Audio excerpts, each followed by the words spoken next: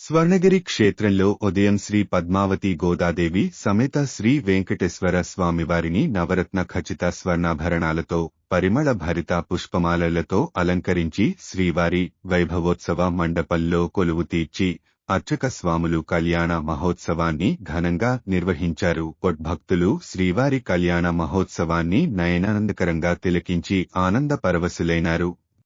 ఉయ్యాల జంపాలలుగరావమ్మా కొలలేని భోగాల తూగుటుయ్యాల ఉయ్యాల జంపాలలుగరావమ్మా నిన్ను చూసి నీ తండ్రి ఎంతెంతో మురిసి ప్రేమతో నోరారా గోదా అని పిలిచి నిన్ను చూసి నీ తండ్రి ఎంతెంతో మురిసి ప్రేమతో నోరారా గోదా